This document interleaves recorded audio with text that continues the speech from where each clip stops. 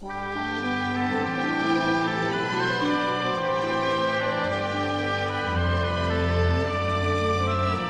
Wizard of Oz.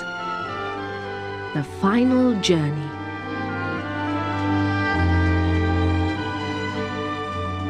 The people of the Emerald City were very sad to lose the wonderful wizard.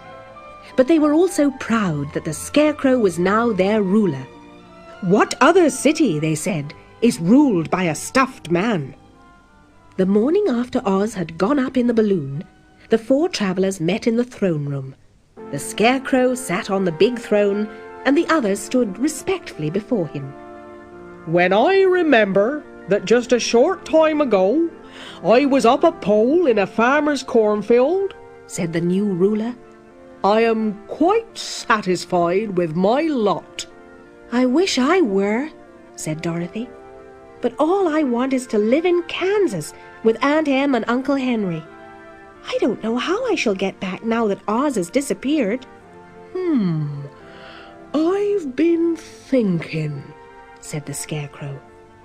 "Why don't you call the winged monkeys and ask them to carry you over the desert to Kansas?" "What a good idea!" said Dorothy joyfully. She put the golden cap on her head and spoke the magic words. Eppy, Peppy, Khaki, Zizzy, Zuzzy, Zeke.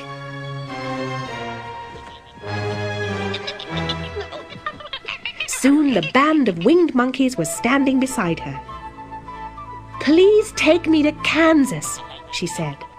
The Monkey King shook his head gravely. "That cannot be done. We belong to this country alone and cannot leave it.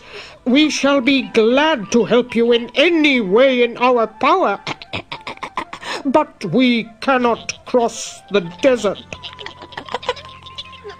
With a bow, the Monkey King spread his wings and flew away through the window, followed by his band. Dorothy could have cried. She was so disappointed. But the Scarecrow had been thinking again, and he now suggested that they call in the soldier with green whiskers and ask for his advice.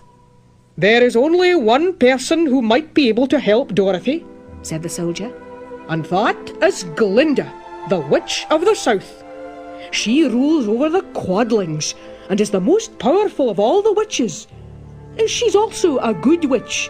What is more, her castle stands on the edge of the desert, so she may know a way to cross it." "How can I get to her castle?" asked Dorothy. "The road is straight to the south, but it's full of dangers to travellers." "It seems," said the Scarecrow, "that despite the dangers, Dorothy must travel to the land of the south." "I will go with her," said the Lion, "for she will need someone to protect her." "Then I will go too," said the Tin Man. "And I," said the Scarecrow. "I'll never leave Dorothy until she starts back to Kansas for good and all."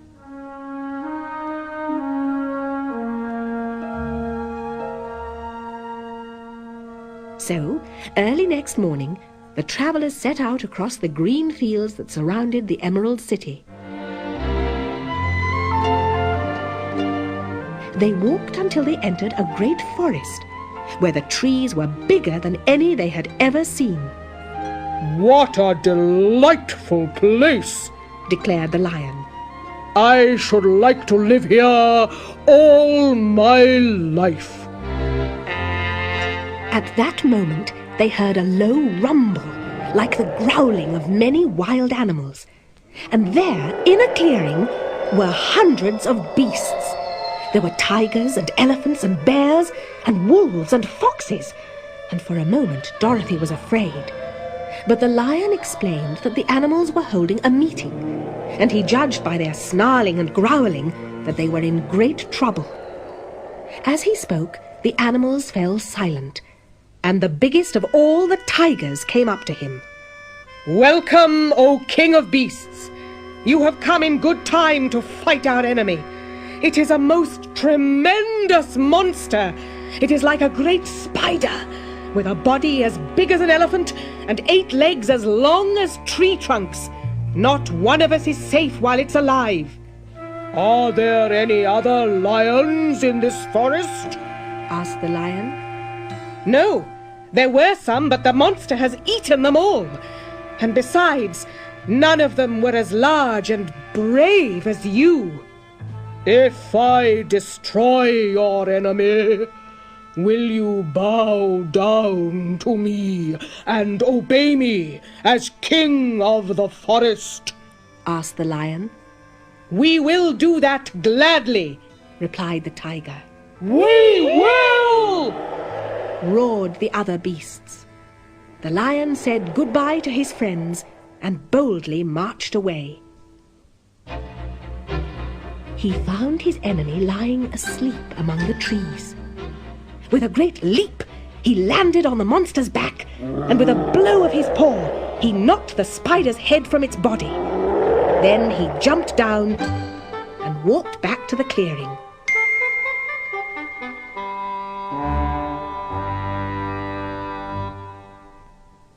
You need fear your enemy no longer, the lion proudly told the beasts. Then they bowed down to him as their king, and he promised to come back and rule over them as soon as Dorothy was safely on her way to Kansas. The 4 travellers walked on through the forest. When they finally came out of its gloom, they saw a steep hill covered from top to bottom with great rocks. This'll be a hard climb, said the Scarecrow. but we must get over the hill. So he led the way, and the others followed. They'd nearly reached the first rock when they heard a rough voice cry out, Keep back! This hill belongs to us, and we won't allow anyone to cross it. The strangest man the travellers had ever seen then stepped out from behind the rock. He was quite short and stout, and had a big head, which was flat at the top and supported by a thick neck full of wrinkles. But he had no arms at all. So the Scarecrow walked forward and said, We must pass over your hill, whether you like it or not. As quick as lightning, the man's head shot forward, and his neck stretched out until the top of his head struck the Scarecrow and sent him tumbling down the hill. Almost as quickly as it came, the head went back into his body. It isn't as easy as you think, said the man with a harsh laugh. And then the travellers heard a chorus of boisterous laughter as hundreds of armless hammerheads stepped out from behind the rocks. With a loud roar that echoed like thunder, the lion dashed up the hill. Again, a head shot out, and the great lion went rolling down the hill as if he'd been struck by a cannonball. What shall we do? asked Dorothy, as she helped her friends to their feet. Call the winged monkeys, said the Tin Man. You have the right to command them one more time. Very well, she answered, and putting on the golden cap, she chanted the magic words. Eppy, Peppy, Khaki, Zizzy, Zuzzy, Zeke. The monkeys were as prompt as ever, and in a few moments they stood before her. Carry us over the hill to the country of the Quadlings, commanded Dorothy. It shall be done, said the king. And at once the winged monkeys caught the travellers in their arms and flew away with them. As they passed over the hill, the hammerheads yelled angrily and shot their heads high in the air. But they couldn't reach the winged monkeys. And soon Dorothy and her friends were standing in the beautiful country of the Quadlings.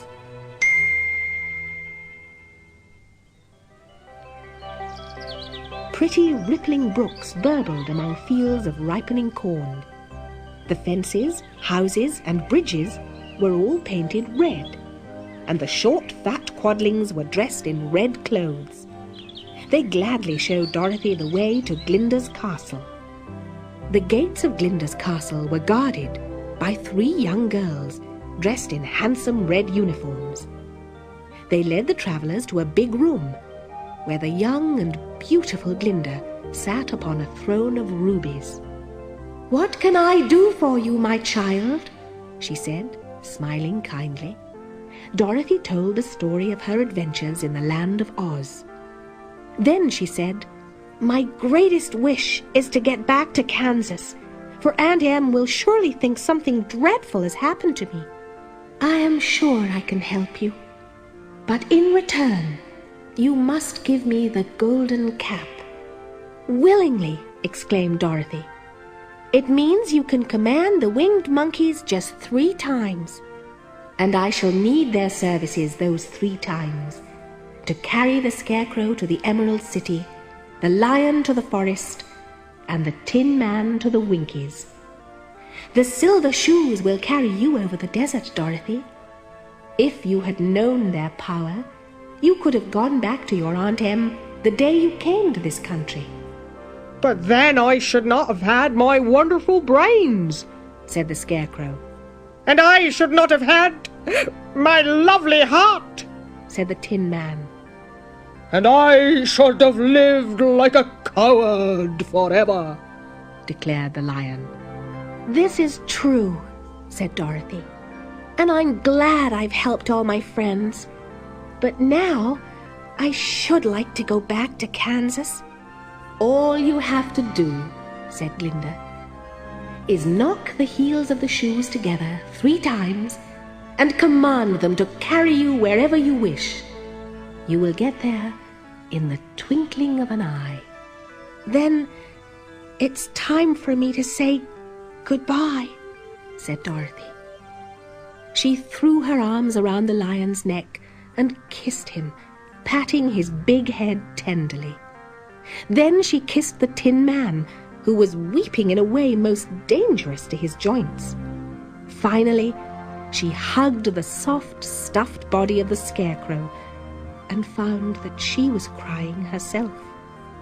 Glinda stepped down from her throne and gave the little girl a goodbye kiss. Then Dorothy picked up Toto, clapped the heels of her shoes together 3 times and said, "Take me home to Aunt Em."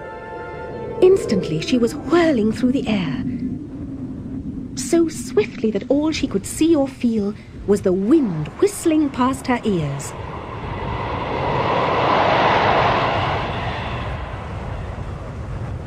Then the silver shoes took 3 steps, and she found herself sitting on the broad Kansas prairie, right in front of the house Uncle Henry had built after the cyclone had carried the old one away.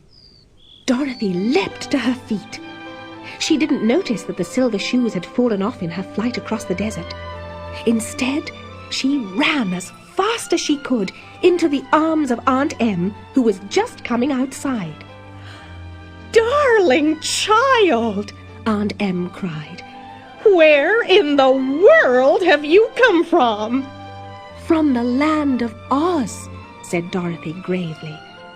"And oh, Aunt Em, I'm so glad to be home again."